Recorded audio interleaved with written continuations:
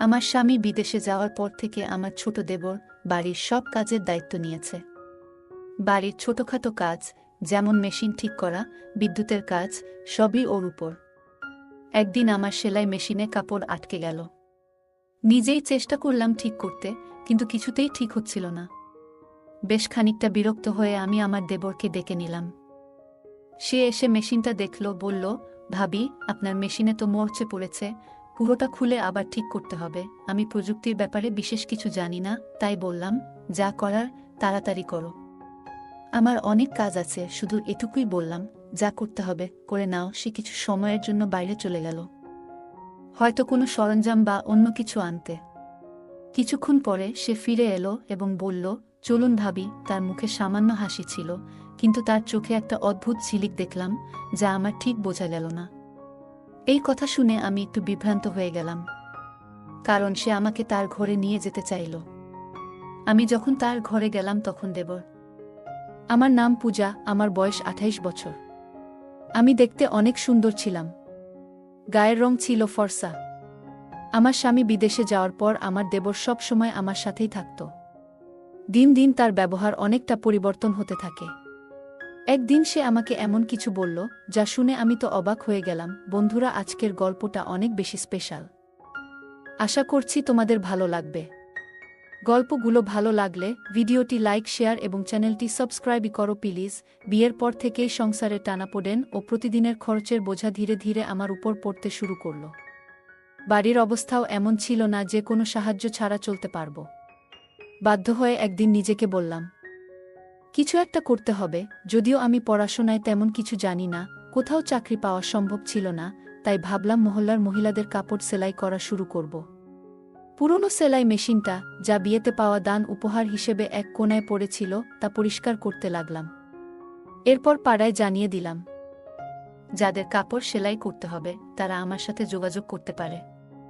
ধীরে ধীরে খবর ছড়াতে লাগলো, আর কিছু দিনের মধ্যেই বেশ কয়েকটি অর্ডার আসা শুরু হলো। পাড়ার মহিলারা তাদের সালোয়ার, ওড়না, ব্লাউজ সেলাই করাতে আমার কাছে আসতে লাগলো।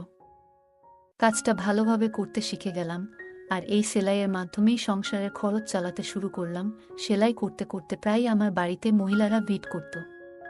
কারো মাপ নেওয়া, কারো ফিটিং ঠিক করা, কেউ আবার পুরনো কাপড় নতুন ফ্যাশনে সেলাই করাতে চাইত, আর কেউ কেউ শুধুই মন খুলে গল্প করতে আসত। ধীরে ধীরে এই সেলাইয়ের কাজের সঙ্গে তাদের সঙ্গেও এক ধরনের সম্পর্ক গড়ে উঠল। তারা আমাকে তাদের মনের কথা বলতো, সমস্যার কথা শেয়ার করত। এতে আমিও এক ধরনের সান্ত্বনা পেতাম, একটা উদ্দেশ্য খুঁজে পেলাম দিনভর ব্যস্ত থাকার, নিজের কষ্ট ভুলে থাকার। সেলাইয়ের কাজ বাড়তে লাগল। এক মহিলা কাপড় দিতে আসলে আরেকজন নিতে চলে আসত। আমার নিজের সন্তান ছিল না, তাই এই কাজের জন্য বাড়িটা সবসময় মহিলাদের হাসিতে ভরে থাকত। ওদের হাসিঠাট্টা আর গল্পে আমার বাড়িতে যেন নতুন করে জীবনের প্রাণচাঞ্চল্য ফিরে এলো। কাজের সাথে সামান্য আয়ও হচ্ছিল, যা আমার জন্য এক প্রকার স্বস্তি নিয়ে এলো। কিছু মাসের মধ্যেই আমার সেলাইয়ের দক্ষতার কথা আশেপাশের এলাকাতেও ছড়িয়ে পড়ল। এবার দূরের মহল্লা থেকেও মহিলারা তাদের কাপড় সেলাই করাতে আসতে লাগল। কাজের চাপ এতটাই বেড়ে গেল যে একা সামলানো মুশকিল হয়ে পড়ল। প্রতিদিন ঘন্টার পর ঘন্টা মেশিনের সামনে বসে কাজ করতে করতে কাঁধ ব্যথা করতে শুরু করল। এমনকি আঙুলগুলোতেও ব্যথায় ফুলে যেত। শেষে পাড়ার কয়েকজন মেয়েকে সাহায্যের জন্য ডেকে নিলাম, যারা সেলাই শিখতে আগ্রহী বা কিছু আয় করতে চায়। আমি বললাম তারা যেন নিজেদের সেলাই মেশিন নিয়ে এসে আমার সাথে কাজ করে। এর বিনিময়ে তারা সেলাই শিখবে এবং সামান্য পারিশ্রমিকও পাবে। কেউ কেউ সেলাই মেশিন প্রথমবার ধরেছিল। ধৈর্য ধরে তাদের কাপড় ঠিক করে বসানো, সুতো লাগানো এবং সোজা সেলাইয়ের কৌশল শেখাতাম। তাদের আশায় আমার কাজ অনেক হালকা হয়ে গেল। এখন বাড়িটা আরও প্রাণবন্ত লাগত। ওরা হাসত, গল্প করত, আর মাঝে মাঝে আমার সাহায্যে নতুন কিছু ডিজাইন শিখত। তাদের সাথে আত্মীয়তার মতো একটা সম্পর্ক গড়ে উঠেছিল। আমি তাদের সেলাই মেশিন চালানো শেখাচ্ছিলাম, আর ধীরে ধীরে কাজও দিতে শুরু করলাম। তবে নতুন বলে প্রায় ভুল করত। কখনো মেশিনে কাপড় আটকে যেত, কখনো সুতোর গিঁট ছিঁড়ে যেত বা আঙুল ফুটত। প্রতিদিনই মেশিনের সমস্যা হতো, আর ঠিক করাতে আমার অনেকটা সময় চলে যেত। একদিন তাদের মধ্যে এক মেয়ের মেশিন আবার নষ্ট হয়ে গেল। কাপড় মেশিনে আটকে গেল। আমি নিজে থেকে চেষ্টা করলাম ওর মেশিনটা ঠিক করতে, কিন্তু সফল হলাম না। বাধ্য হয়ে আমি তাকে বললাম, আজ তুমি মেশিনটা ঠিক করিয়ে নিয়ে এসো, আজ আর কাজ করতে হবে না। মেয়েটি চলে যেতে প্রস্তুত হচ্ছিল। তখনই আমার দেবর বাড়িতে দুপুরের খাবারের জন্য এলো। আমি রান্নাঘরে গিয়ে তার জন্য খাবার গরম করতে লাগলাম। জানালা দিয়ে তাকিয়ে দেখি আমার দেবর সেই মেয়েটির সঙ্গে কিছু কথা বলছে। আমার দেবর মেয়েটিকে জিজ্ঞাসা করল, তুমি এত তাড়াতাড়ি ছুটি নিয়ে বাড়ি যাচ্ছ কেন? মেয়েটি বলল, আমার সেলাই মেশিনে কাপড় আটকে গিয়েছে, তাই মেশিন নষ্ট হয়ে গেছে। ভাবি নিজেই ছুটি দিয়েছেন, কাল বাইরে থেকে ঠিক করিয়ে তারপরই কাজে আসব। মেয়েটির কথা শুনে আমার দেবর বলল, আরে বাইরে গিয়ে ঠিক করানোর কি দরকার, যখন বাড়িতেই লোক আছে। দেবরের কথা শুনে মেয়েটি থেমে গেল। সে বলল, তুমি যদি মেশিনটা ঠিক করে দাও তাহলে খুবই উপকার হবে, না হলে আমাকে বাবাকে বলেই বড় বাজারে পাঠাতে হবে, আর বাবাকে সাইকেলে মেশিন নিয়ে যেতে অনেক কষ্ট হবে। মেয়েটির কথা শুনে আমার দেবর মেশিনটা পরীক্ষা করতে লাগল। বলল, তোমার মেশিনে তো মরচে ধরে গেছে, এটা পুরোপুরি আটকে গেছে, ভালোভাবে খুলে ঠিক করতে হবে। মেয়েটি অবাক হয়ে বলল, তাহলে তুমি ঠিক করতে পারবে না? দেবর হেসে বলল, না না, আমি এই কাজ ভালোই জানি।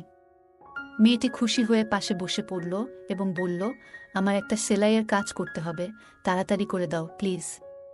দেবর তখন বলল, মেশিনটা আমার ঘরে নিয়ে এসো, আমি ওখানেই ঠিক করব।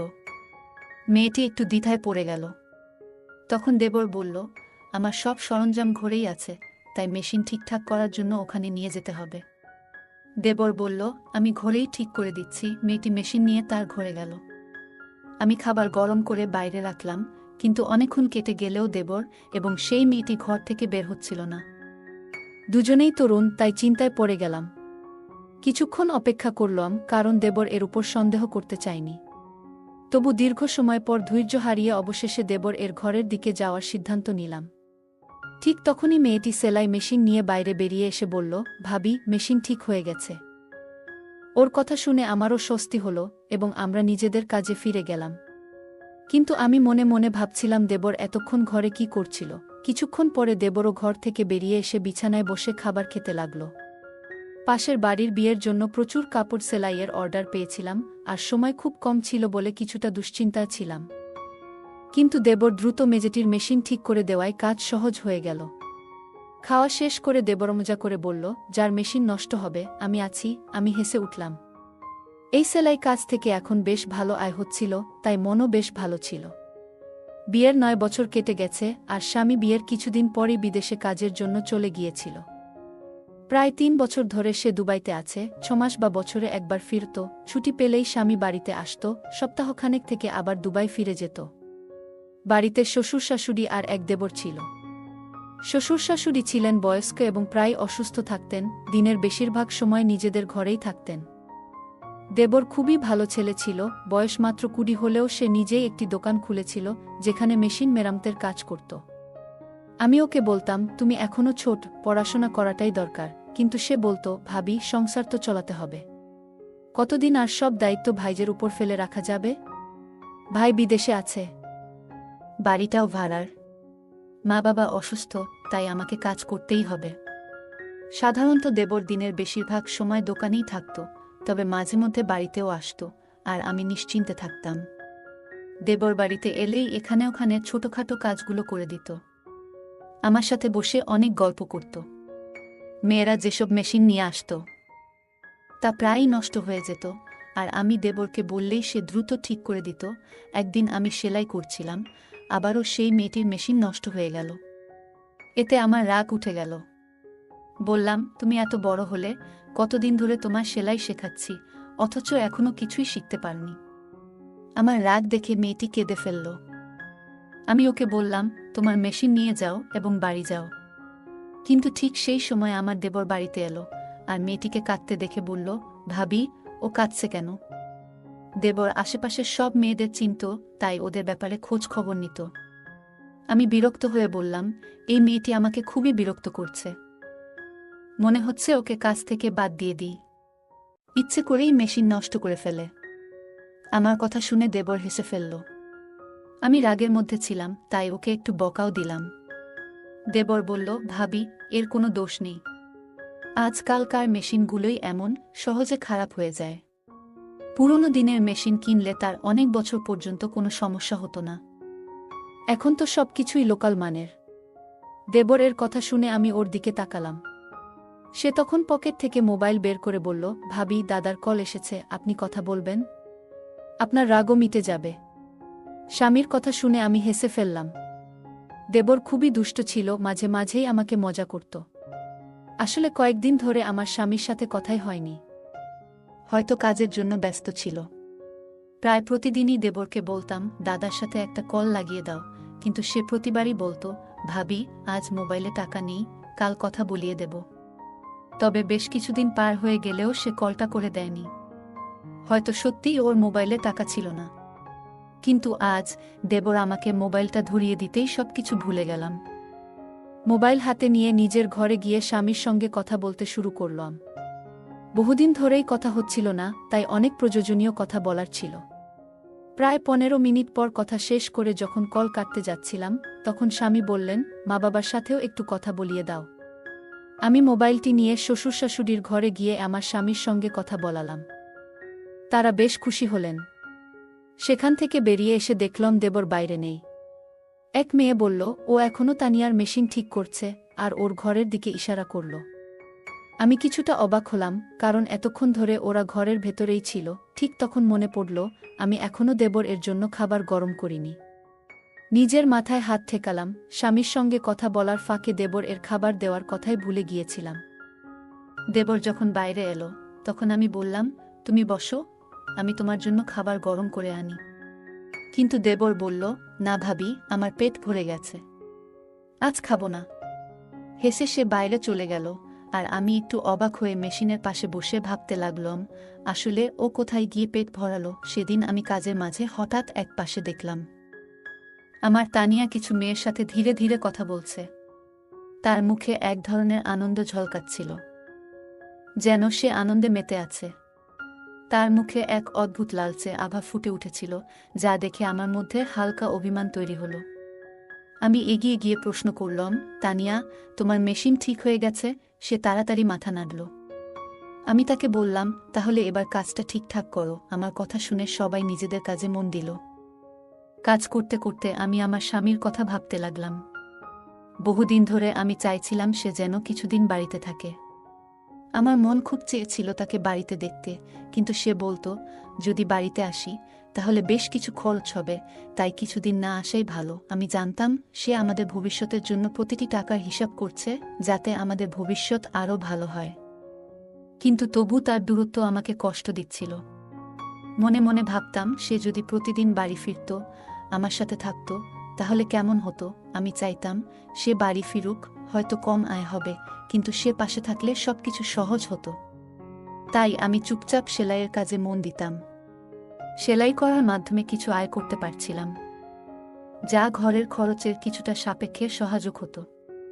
আমি যা উপার্জন করতাম তা শাশুড়ির হাতে তুলে দিতাম, এতে সবার মুখে হাসি ফুটে উঠত, আর আমার সময়টাও ভালো কেটে যেত। সেলাইয়ের কাজে নিয়োজিত মেয়েদের মেশিনগুলো প্রায়শই নষ্ট হয়ে যাচ্ছিল। অনেকবার বুঝিয়ে বলেছিলাম, মেশিনগুলো ঠিকভাবে চালানো শিখতে হবে, কিন্তু প্রতিদিনই কারো না কারো মেশিনে কোনো না কোনো সমস্যা দেখা দিত। ভাবছিলাম, যদি মেশিন ঠিক করার কাজটাও শিখতে পারতাম তাহলে কেমন হতো। কিন্তু আমি তেমন শিক্ষিত নই, তাই এ ধরনের কাজ শেখার সাহস পাইনি। এই মেশিনগুলো আগে আমার শাশুড়ি চালাতেন, তিনি আমাদের সংসারের খরচ মেটানোর জন্যই সেলাই করতেন।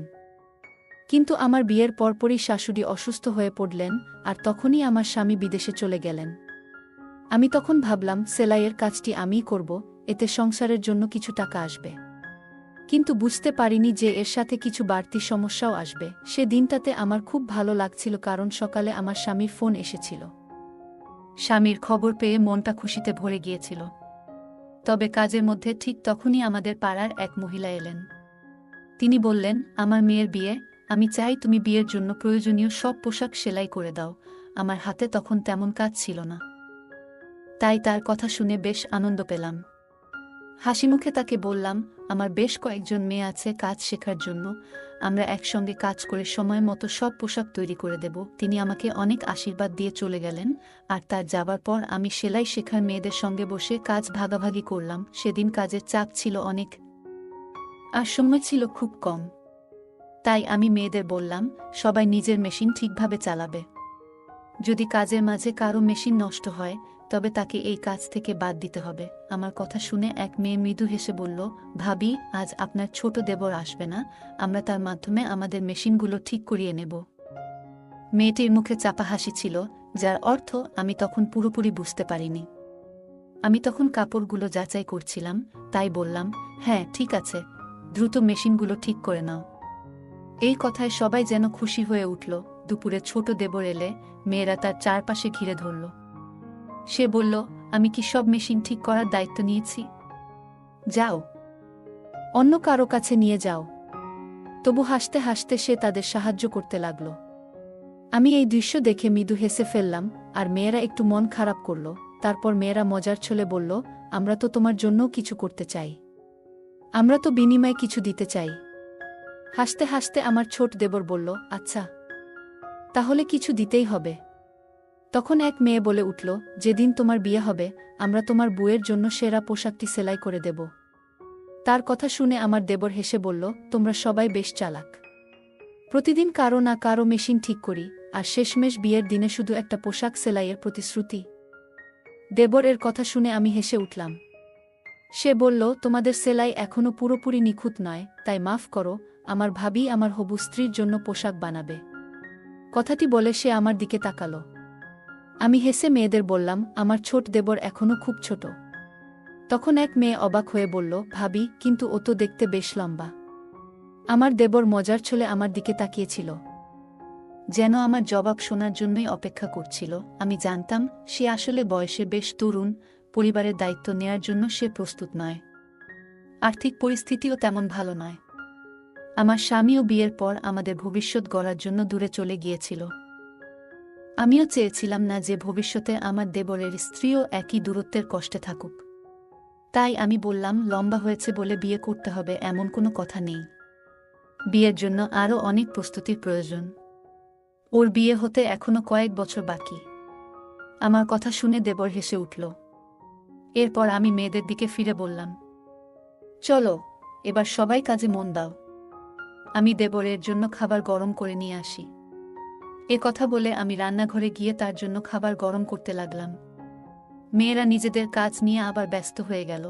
আমি আমার দেওরের ঘরে যাচ্ছিলাম, কারণ জানি না কিভাবে, কিন্তু ও মেশিনগুলোতে এক ধরনের জাদু করত, আর সবকিছু ঠিকঠাক হয়ে যেত। সেদিনও সে মেয়েদের সেলাইয়ের মেশিনগুলো সারিয়ে দিয়ে নিজের কাজে চলে গেল। পরের দিন প্রচুর কাজ ছিল, তাই কাউকে কাজ থেকে সরতে দিলাম না। দেবরও সেদিন বাড়িতে আসেনি, আর কাজের চাপ এত বেশি ছিল যে আমিও ব্যস্ত ছিলাম। মনে মনে ভেবেছিলাম, কাজের ফাঁকে নিজের বাবা মার বাড়িতে কিছুদিন যাব। কতদিন যাব ভাবছি, কিন্তু হঠাৎ একটা বিপদ এলো। আমার মেশিনটি খারাপ হয়ে গেল, আর কাপড়ের বিশাল স্তূপ পড়ে রইল। আমি চাইছিলাম না যে এত দামি কাপড় মেয়েদের দিয়ে সেলাই করাই, কারণ তাদের কাজের মধ্যে এখনও সূক্ষ্মতা আসেনি। সকালে মেশিনটি একদম কাজ করছিল না। মেয়েরা আমার চিন্তিত মুখ দেখে বলল, ভাবি, আপনি চিন্তা করবেন না, আপনার দেবর আছে, সে তো আপনার মেশিন ঠিক করেই দেবে। এই কথা শুনে মেয়েরা নিজেদের মধ্যে ফিসফিস করে কথা বলতে লাগল, যে আমি ঠিক বুঝে উঠতে পারলাম না। কয়েকদিন ধরে লক্ষ্য করছিলাম, দেবর সারা দিন বাইরে থাকত, কিন্তু দুপুরে খাবার খেতে এলেই মেয়েরা যেন কোনো বাহানায় তার আশেপাশে ঘুরঘুর করত। সবার কাজ ছেড়ে যেন তার উপস্থিতিতে একটু আনন্দ খুঁজে পেত। এমন সময় আমি নিজেই উঠে দাঁড়ালাম কাজ দ্রুত শেষ করার জন্য। সেদিন কাজের চাপ এত বেশি ছিল যে মেয়েদের আচরণে খুব একটা খেয়াল করতে পারিনি। কিন্তু যখন থেকে আমার দেবর মেয়েদের মেশিনগুলো ঠিক করে দিতে শুরু করল, তখন থেকে তারা প্রায় প্রতিদিন কাজ শেষে কিছু না কিছু খাবার নিয়ে আসতে লাগল। শুরুতে ভাবতাম ওরা হয়তো আমার জন্যই এসব নিয়ে আসে, কিন্তু পরে বুঝতে পারলাম এসব খাবার আসলে আমার দেবর এর জন্যই আনা হচ্ছিল। বিশ্বাসটা বুঝতে পেরে আমি ওদের একটু বকাও দিলাম। বললাম, আমার মেশিন খারাপ হয়েছে, অথচ তোমরা সবাই বসে আছো কেন? আমার কথা শুনে তারা চুপচাপ নিজেদের কাজে ফিরে গেল, আর আমি অপেক্ষা করতে লাগলাম দেবর কখন বাড়ি ফিরে আসবে। দুপুরেই তার বাড়ি ফেরার কথা, কিন্তু তখন পর্যন্ত ধৈর্য ধরে অপেক্ষা করতে লাগলাম। আমার কাছে কোনো মোবাইল ছিল না, আর আমি মোবাইল চালাতেও জানতাম না। তাই ফাঁকা সময়টা কাটানোর জন্য রান্নাঘরে গিয়ে কিছু সবজি কেটে বসেছিলাম। তখনই শুনতে পেলাম তানিয়া মৃদু স্বরে আরেক মেয়েকে বলছে, ভাবির বদলে যদি আমার মেশিনটাই আজ নষ্ট হতো। কথাটা শুনে আরেক মেয়ে চুপিসারে হাসি চেপে ফেলল, আর আমি তানিয়ার দিকে অবাক হয়ে তাকিয়ে রইলাম। ওর চোখে এক ধরনের আকাঙ্ক্ষা ছিল। হঠাৎ মনে পড়ল তানিয়ার মেশিনই প্রথম নষ্ট হয়েছিল, আর সেই কারণেই আমার দেবর তার মেশিন ঠিক করার জন্য নিজের ঘরে নিয়ে গিয়েছিল। এই পুরো ব্যাপারটা আমাকে একটু চিন্তায় ফেলে দিয়েছিল। দুপুরের দিকে আমার দেবর বাড়ি এলো। আমি তার জন্য অপেক্ষা করছিলাম। সে বাড়িতে পা রাখতেই আমি বললাম, আজ আমার সেলাই মেশিনটা নষ্ট হয়ে গেছে, তাড়াতাড়ি এটা ঠিক করে দাও। আমি মেশিনের দিকে ইশারা করলাম, আর সে একবার আমার দিকে তাকিয়ে মেশিনের কাছে গেল। আমি বললাম, আগে ঠিকঠাক কাজ করছিল, কিন্তু আজ সকালে দেখি কাপড় আটকে যাচ্ছে। দেবর মেশিনটা চালিয়ে দেখে বলল, ভাবি, আপনার মেশিনে তো মরচে ধরেছে, পুরোটা খুলে আবার ঠিক করতে হবে। আমি প্রযুক্তির ব্যাপারে বিশেষ কিছু জানি না, তাই বললাম, যা করার তাড়াতাড়ি করো। আমার হাতে অনেক কাজ জমে আছে, দেরি হলে আর সেই পাড়ার মহিলা কাজ নিয়ে আসবেন না। আমার কথা শুনে দেবর আশ্বস্ত করে বলল, ভাবি, আপনি চিন্তা করবেন না, আমি আছি তো, আমি ঠিক করে দিচ্ছি। এটা বলেই দেবর মেশিনের বিভিন্ন অংশ খুলতে শুরু করল। কিছুক্ষণ পর সে বলল, ভাবি, এভাবে ঠিক হবে না, মেশিনটা আমার ঘরে নিয়ে যেতে হবে। তার কথা শুনে আমি একটু অবাক হলাম। জিজ্ঞেস করলাম, ভেতরে এমন কি আছে যা এখানে নেই? আমার প্রশ্নে সে কিছুটা অপ্রস্তুত হয়ে বলল, ভাবি, আমার সমস্ত টুলস ভেতরেই রাখা, তাই মেশিন সেখানে নিয়ে যাওয়া ছাড়া আর কোনো উপায় নেই। তখন আমি বললাম, আমি তোমার সমস্ত টুলস বাইরে নিয়ে আসি। কিন্তু সে বলল, ভাবি, সেগুলো খুব ভারী, আপনি একা তুলতে পারবেন না। মেশিন ঠিক করাতে চাইলে ঘরেই নিয়ে যেতে হবে। তার কথা শুনে আমি কিছুটা অস্বস্তি অনুভব করলাম, কারণ আজই আমার মেশিনটি ঠিক করানো দরকার ছিল। তারপর কোনো উপায় না দেখে মেশিনটি তার ঘরে নিয়ে যাওয়ার জন্য রাজি হলাম। অবশেষে দেবর এর কথা মতো আমি মেশিন নিয়ে তার ঘরে গেলাম, কিন্তু সেখানে সে এমন একটি কথা বলল, যা শুনে আমি অবাক হয়ে বাইরে বেরিয়ে এলাম। তার কথাগুলো কিছুতেই মেনে নিতে পারছিলাম না, কারণ আমি তার ভাবি। দেবর তখন দোকানে চলে গেল, আর আমি সোজা শ্বশুর শাশুড়ির ঘরে গেলাম এবং তাদের পুরো ঘটনাটি বললাম। শাশুড়ি বললেন, ছোট ছেলে না বুঝে হয়তো এভাবে বলেছে, আমরা তাকে বুঝিয়ে দেব। কিন্তু আমি বললাম, আপনারা যাকে ছোট বলছেন সে এখন প্রাপ্তবয়স্ক, এরকম কিছু ঘটার আগেই ওর জন্য কোনো ভালো মেয়ে দেখে বিয়ে ঠিক করে ফেলা উচিত। শাশুড়ি চিন্তিত হয়ে বললেন, কিন্তু মেয়ে কোথায় পাব?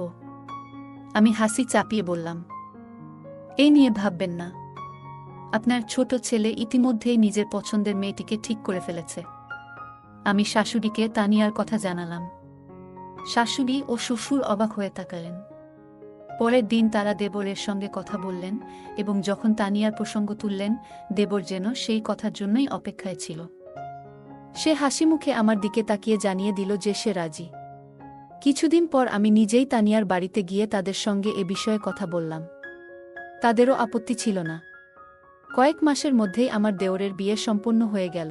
এই ঘটনায় বুঝেছিলাম, ছেলেরা যখন নিজেরা সিদ্ধান্ত নেয়া, তখন তাদের পথ দেখানোই ভালো। ছেলে বা মেয়ে যখন প্রাপ্তবয়স্ক হয়ে যায়, তখন তাদের বিয়েতে দেরি না করাই ভালো, না হলে নানা সমস্যা দেখা দিতে পারে। তানিয়া যখন আমাদের বাড়িতে বউ হয়ে এলো, তখন সে আমার সঙ্গে মিলে সেলাইয়ের কাজে হাত লাগাল। আমাদের বাড়ির আয়ও এতে দ্বিগুণ হল। গল্পের মূল চরিত্র পূজার জীবন নানা চ্যালেঞ্জে পূর্ণ। বিয়ের পর সংসারের আর্থিক অবস্থা খারাপ দেখে সে নিজে কিছু করার সিদ্ধান্ত নেয়া। এই গল্প আমাদের শেখায় যে আমাদের পরিস্থিতি উন্নতির জন্য সর্বদা পরিশ্রম করতে পিছিয়ে পড়া উচিত নয়। পূজা উচ্চশিক্ষা না থাকা সত্ত্বেও সেলাইয়ের মাধ্যমে সংসারের খরচ চালাতে শুরু করে, যা প্রমাণ করে যে সীমিত সম্পদেও পরিশ্রম আর ইচ্ছাশক্তি থাকলে নিজেকে প্রতিষ্ঠিত করা সম্ভব। পূজার জীবন নানা কঠিন পরিস্থিতির মধ্য দিয়ে গেছে। স্বামী বিদেশে কাজ করতে যাওয়ার পর সংসারের দায়িত্ব তার উপরই এসে পড়ে। তবু সে হার মানেনি এবং জীবনে একটি ইতিবাচক মনোভাব বজায় রেখেছিল। ধৈর্য এবং পরিস্থিতির সঙ্গে মানিয়ে চলার দক্ষতা খুবই গুরুত্বপূর্ণ, যা পূজা আমাদের শেখায়। সে আমাদের দেখায় যে কঠিন পরিস্থিতিতেও ইতিবাচক থেকে সমাধান খুঁজে বের করা যায়। সেলাইয়ের কাজ বাড়তে থাকলে পূজার মাথায় পাড়ার মেয়েদের সাহায্য নেওয়ার ভাবনা আসে। সে তাদের সেলাই শেখায় এবং আয়ের সুযোগ দেয়। এতে বোঝা যায় আশেপাশের মানুষদের সহায়তা করলে অনেক সমস্যা সহজে সমাধান করা যায়। পূজা এই উদ্যোগের মাধ্যমে অন্যদের আয়ের পথ তৈরি করে, যা অনুপ্রেরণামূলক। গল্পে পূজার দেবরও পরিবারের দায়িত্বশীল সদস্য। সে পড়াশোনার পরিবর্তে কাজকে প্রাধান্য দেয়, সংসারের খরচে সাহায্য করতে। এতে বোঝা যায় সময় ও পরিস্থিতির প্রয়োজনে সঠিক সিদ্ধান্ত নেওয়া জরুরি। মানুষের জীবনে সঠিক অগ্রাধিকার নির্ধারণ গুরুত্বপূর্ণ। পূজা কাজের মেয়েদের প্রতি সংবেদনশীল ও দায়িত্বশীল ছিল। শুধু সেলাই শেখানো নয়, তাদের ছোটখাট সমস্যা বোঝারও চেষ্টা করত। তার এই গুণ শেখায় অন্যের অনুভূতি সম্মান করা, সঠিক মানবিক সম্পর্ক গড়তে সহায়ক। চ্যালেঞ্জ আসলেও পূজা আত্মসম্মান বজায় রেখে কাজ চালিয়ে গেছে এবং অন্যদের সহায়তা নিয়ে নিজেকে দুর্বল মনে করেনি। এটি বোঝায় আত্মসম্মান ও আস্থাই সাফল্যের মূল। পূজার স্বামী দূরে থাকলেও তার দেবর পাশে থেকেছে, যা শেখায় পরিবারের সহায়তা জীবনের অনেক সমস্যাই সহজ করে তোলে। পূজার সেলাইয়ের কাজ বাড়লে সে আশপাশের মেয়েদের কাজে যুক্ত করে, যা সহযোগিতার মনোভাবের উদাহরণ। এভাবে সে নিজের উন্নতির পাশাপাশি তাদের জীবিকাও রক্ষা করে। গল্পটি শেখায় যে এগিয়ে যেতে সঠিক সিদ্ধান্ত ও সহানুভূতি গুরুত্বপূর্ণ। পূজার কাজে আশেপাশের মহিলারা যুক্ত হওয়ায় তার ঘর শুধু সেলাইয়ের জায়গা নয়, সমস্যাগুলো শেয়ার করার স্থানও হয়ে ওঠে। এটি সমাজে সংযোগ ও সহযোগিতার বার্তা দেয় এবং ঐক্য বজায় রাখা উচিত। পূজার গল্প শেখায় যে আমাদের লুকিয়ে থাকা প্রতিভা চিনে কাজে লাগালে তা এগিয়ে চলার পথ হতে পারে। সে সেলাইকে আর্থিক বাধ্যবাধকতা থেকে সুযোগে রূপান্তরিত করেছে, যা চ্যালেঞ্জে সুযোগ খোঁজার প্রেরণা দেয়। এই গল্প থেকে শেখা যায় পরিশ্রম, ধৈর্য, সহযোগিতা, আত্মমর্যাদা এবং ইতিবাচকতার সাথে আমরা কঠিন পরিস্থিতি মোকাবিলা করতে পারি। সম্পর্কের গুরুত্ব ও সমাজের সংযোগ আমাদের সবার জন্য একটি ভালো জীবন গড়ে তুলতে সাহায্য করে। বন্ধুরা, যদি এই গল্পটি ভালো লেগে থাকে তাহলে দয়া করে ভিডিওটি লাইক করুন এবং আমাদের চ্যানেলটি সাবস্ক্রাইব করুন। পাশে থাকা বেল আইকনটি প্রেস করুন, যাতে করে আমরা যখনই নতুন ভিডিও আপলোড করি তার নোটিফিকেশন সবার আগে আপনার কাছে পৌঁছে যায়। ধন্যবাদ। দেখা হবে আমাদের পরবর্তী ভিডিওতে।